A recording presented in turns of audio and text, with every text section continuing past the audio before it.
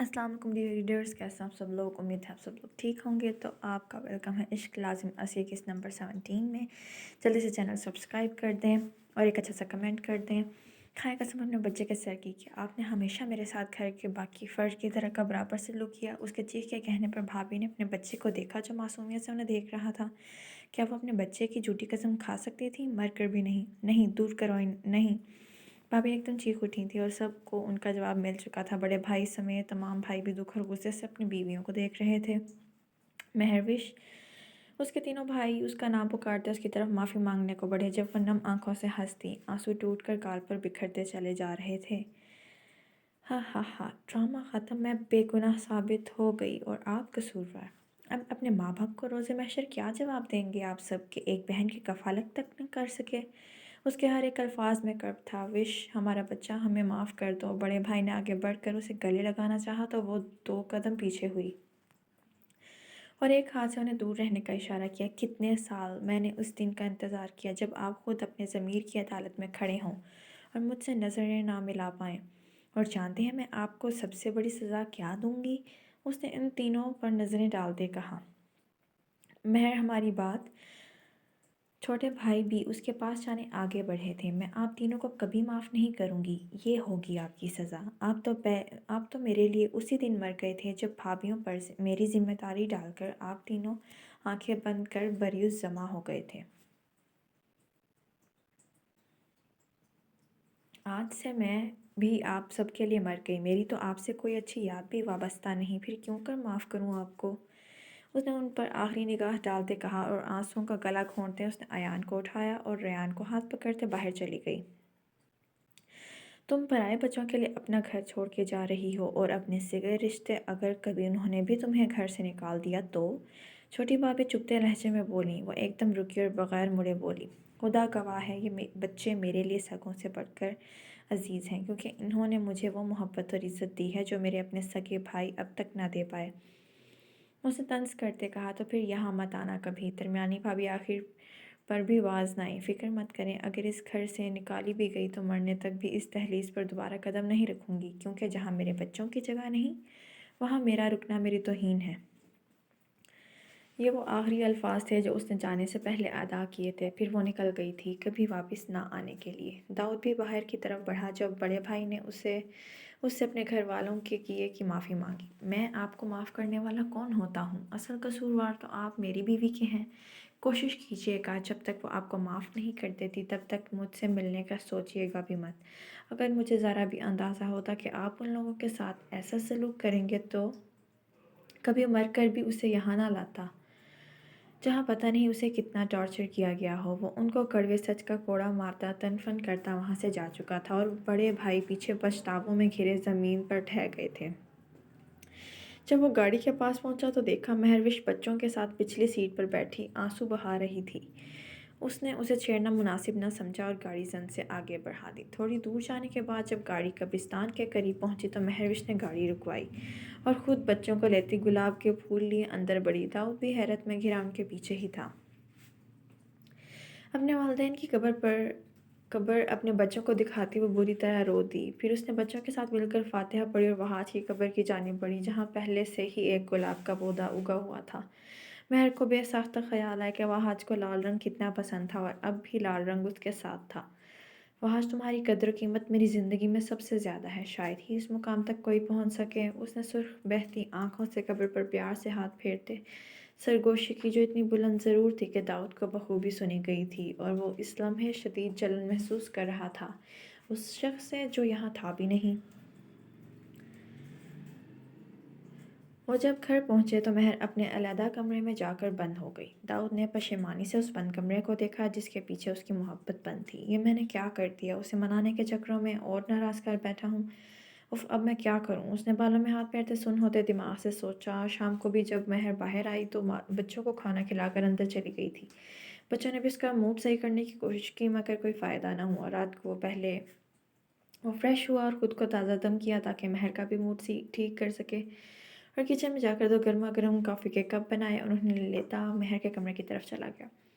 دروازہ دھکیلنے پر کھلتا ہی چلا گیا۔ سامنے بالکنی کا کھلا دروازہ اس بات کی پیشن گوئی کر رہا تھا کہ کمرے کا مکین وہاں ہے۔ وہ دبے پاؤں وہاں گیا تو دیکھا مہروش نہ جانے ستاروں بھرے آسمان کو تکتی کیا تلاش کر رہی تھی۔ داؤد کے گلا کھنکارنے پر بھی وہ ہوش میں نہ آئی تو داؤد نے آگے بڑھ کر کافی کے کپ چھت کی منڈیر پر رکھے۔ آواز پر اور داؤد کے سامنے آ جانے پر وہ چونک کر سیدھی ہوئی۔ آپ؟ اس کے لہجے کی سنجیدگی کو داؤد نے شدت سے محسوس کیا۔ اس کے کپ بڑھانے پر مہر نے چپ چاپ کپ تھام لیا اور پھر آسمان کی طرف دیکھنے لگی۔ کیا سوچ رہی ہو؟ میں بھلا کہاں کچھ سوچ سکتی ہوں؟ جو بھی سوچتی ہوں وہ پورا کہاں ہوتا ہے، اور میری سوچ کو لوگ اپنے مطلب میں رنگ کر اکثر مجھے الزام لگا دیا کرتے ہیں۔ داؤد کے پوچھنے پر وہ اس پر ایک سنجیدہ نظر ڈالتے سرد لہجے میں بولی تو داؤد کو اپنی صبح کی تلخ باتیں سرد سے یاد آئی تھیں۔ مہر، میں تم سے معافی مانگنا چاہتا ہوں، نہ صرف صبح کے لیے بلکہ ہر اس تلخ بات کے لیے جو میں نے اب تک تم سے کی اور جن سے تمہیں ذرا سی بھی تکلیف پہنچی۔ آئی ایم ایکسٹریملی سوری مہر۔ داؤد نے اس کی ٹھنڈے ہاتھوں کو تھامتے حدت پہنچاتے محبت سے لبریز لہجے میں کہا۔ مہر تو اس کا لہجہ اور اس کی باتیں سن دنگ رہ گئی۔ کیا داؤد شاہ بھی اتنا نرم اور محبت کرنے والا شخص ہو سکتا ہے؟ اس کا دل بے ساختہ دھڑک اٹھا۔ اس کے انداز پر گال سرد سے لال ہوئے تھے۔ مہر کو لگا تھا کہ اب وہ کبھی اس سے معافی نہیں مانگے گا، لیکن معافی مانگنے کے اس دل موہ لینے والے انداز نے اسے چاروں شانے چت کر دیا تھا۔ میں کیسے یقین کر لوں؟ آپ کے قول تو پل پل بدلتے ہیں جو مجھے پرایا کرنے میں پل نہیں لگاتے، مہر نے نم آنکھوں سے اس سے شکوہ کرتے کہا تو داؤد کو ایک بار پھر پشیمانی نے آن گھیرا۔ اس نے آہستہ آہستہ اپنے دونوں ہاتھ اوپر لے جاتے اپنے دونوں کان پکڑے اور بولا، سوری مہر میری جان، میرا یقین کرو، آئندہ اگر میں نے تمہیں کبھی بھی دکھ پہنچایا تو جو سزا دینا چاہو دے سکتی ہو۔ آئی سویئر میں اف تک نہیں کروں گا، لیکن ابھی کے لیے پلیز اپنے اس ہینڈسم پلس کیوٹ شوہر کو معاف کر دو۔ کیا تمہیں میرے پر ذرا سا بھی ترس نہیں آ رہا؟ اس نے معصوم سا منہ بنا کر کہا تو مہر کی ایک دم ہنسی چھوٹ گئی۔ یس، ہنسی تو پھنسی۔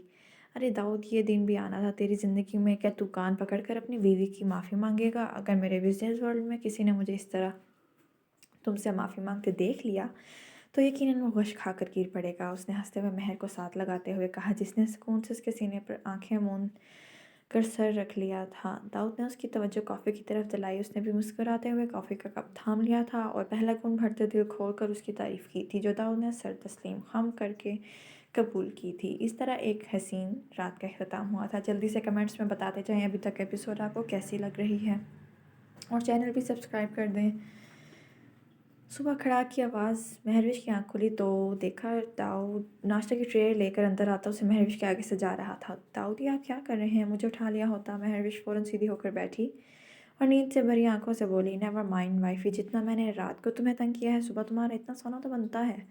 داؤد نے شریر لہجے میں اسے آنکھ ونک کرتے کہا تو مہروش اس کی بے باکی پر پل میں سرخ ہوئی تھی اور اس کے گال لہو چھلکانے لگے تھے۔ داؤد کے اکثر بے باک انداز پر وہ کہیں منہ چھپانے کی جگہ ڈھونڈتی تھی، مگر داؤد کے سینے کے علاوہ اسے کوئی جگہ میسر نہیں آتی تھی جس پر داؤد سے زیادہ شاید ہی کوئی خوش ہوتا۔ پھر انہوں نے ایک پرلطف سا ناشتہ کیا۔ بچوں کو اسکول بھیجنے کے بعد داؤد مہر کو شاپنگ پر لے گیا تھا۔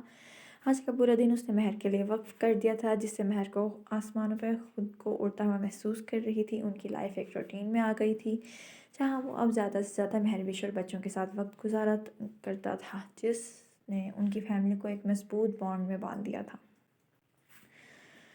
ڈاکٹر صاحب، خدا را ہمارے بچے کو بچا لو، صبح سے آنکھیں نہیں کھول رہا ہے، دیکھو نا اس کو کیا ہو گیا ہے، اس پختون عورت نے ڈاکٹر کو روتے ہوئے کہا، جبکہ اس کا شوہر اسے تسلی دے رہا تھا مگر دل اندر سے خود بھی ڈرا ہوا تھا۔ نرس بچے کو اندر لے کر چلیں۔ آئی سی یو کے باہر وہ دونوں ماں باپ اپنے جگر کے ٹکڑے کے لیے دعا گو تھے جو انہیں 5 سال بعد میسر آیا تھا، اور اب 5 سال کی عمر میں ہی پتہ نہیں اس ننھے بچے کو کیا بیماری لاحق ہو گئی تھی جس نے اس کا خون نچوڑ کر رکھ دیا تھا۔ ڈاکٹر باہر آیا تو وہ دونوں فوراً اس کی طرف لگ گئے اور اپنے بچے کے متعلق دریافت کیا۔ مجھے افسوس سے کہنا پڑ رہا ہے کہ آپ کے بچے کے دل میں سوراخ ہے، اگر اس کا جلد ہی آپریشن نہ کرایا گیا تو آپ اسے کھو دیں گے۔ ڈاکٹر کے الفاظ تھے یا بجلی جو ان دونوں پر گری تھی کہ وہ دونوں ہکا بکا رہ گئے تھے اور عورت بلکتے ہوئے پیچھے کرسی پر گری تھی۔ ڈاکٹر صاحب، کتنے پیسے لگیں گے؟ اس شخص نے پریشانی سے ڈاکٹر سے پوچھا۔ زیادہ سے زیادہ 30 لاکھ، پر آپ کے لیے اچھا ہے کہ جتنا جلدی ہو سکے پیسوں کا انتظام کیجیے، ڈاکٹر پروفیشنل لہجے میں کہتا جا چکا تھا۔ پیچھے وہ دونوں ہی परेशानी के सायों में घिरे रह गए। खान अब हम क्या करेगा, हमारे पास तो इतना पैसा भी नहीं कि हम अपने बच्चे को ज़िंदगी दे दें। खान खुदारा कुछ करो, हमारे बच्चे को बचाओ, कुछ करो, हम उसके बगैर ज़िंदा नहीं रह सकेगा। तुम फिक्र मत करो गुलमीनी, अल्लाह बेहतर करेगा, हम उसका हल ज़रूर ढूंढ निकालेंगे, उसने अपनी बीवी को तसल्ली देते हुए कहा। मगर दोनों ही जानते थे ये तसल्ली कितनी खोखली थी। महरवेश शाम को बालकनी में ठंडी हवा लेने आई थी। दाऊद इस वक्त रेयान के साथ बाहर कुछ बुक्स लेने गया था। जबकि अयान के बारे में सोचती वो उसके कमरे में जाने लगी, जब उसकी निगाह नीचे बगीचे में अयान पर पड़ी, जो लग क्रचेस उतार कर भागने की प्रैक्टिस कर रहा था, मगर 50 कदम तक भागते ही एकदम वो लड़खड़ा कर नीचे गिरा। महर की ये देखकर जान बन गई थी और वो फ़ौरन से बेशतर नीचे को भागी थी। नीचे आते आते उसका सांस पूरी तरह फूल चुका था और फ़ौरन जाकर अयान से लिपट गई और उसके हाथ झाड़ते से उठाया था। देखा तो उसके घुटने सुर्ख हो चुके थे। अयान, मेरा बच्चा, ये क्या कर रहे हो तुम? देखो मेरे बच्चे, तुम्हारा घुटना कितना सुर्ख हो गया है। मैं तुम्हें कोई पार्टिसिपेट करने नहीं दे रही। मेरे बच्चे की जान मुझे सबसे ज़्यादा अजीज़ है। मैं तुम्हें हिस्सा लेने नहीं दूंगी। भाड़ में क्या चैलेंज। उसने अयान को अपनी बाहों में छुपाते हुए कहा। ओहो मम्मी, क्या हो गया है? आप भी बिल्कुल ठीक। आप मैं बिल्कुल ठीक हूँ ना, मुझे कहीं दर्द हो रहा है? अब ये तो अब 10वीं बारी है मैं नीचे गिरा, वरना पहले इसमें बिल्कुल अच्छे से भाग रहा था।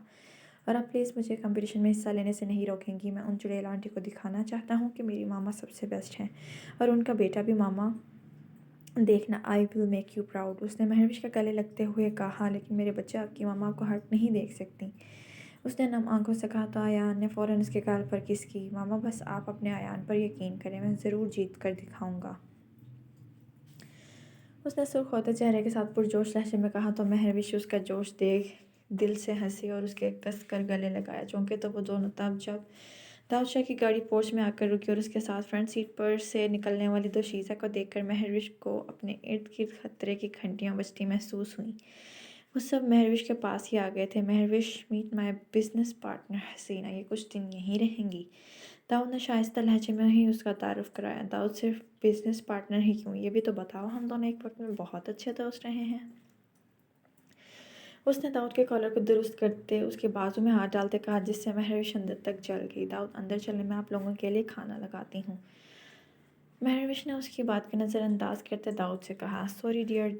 दाऊद और रेयान तो मेरे साथ पहले ही खाना खा आए हैं, तुम खा लो। महरविश ने दाऊद को हैरत से देखा, जो उससे नज़रें चुरा गया। महरविश का सुर्ख होता चेहरा उसके गुस्से की निशानदेही कर रहा था, जिससे दाऊद बखूबी वाकिफ़ था। वो भी क्या करता, उसकी भी मजबूरी थी। अगर हसीना उससे बार बार इंसिस्ट ना करती तो वो कभी उसको अपने घर लेकर ना आता। और प्लीज़ मेरे लिए दाऊद के साथ वाला कमरा सेट कर लेना, क्योंकि मुझे हमेशा से ही उसके साथ वाले कमरे में रहने की आदत है, करीब करीब।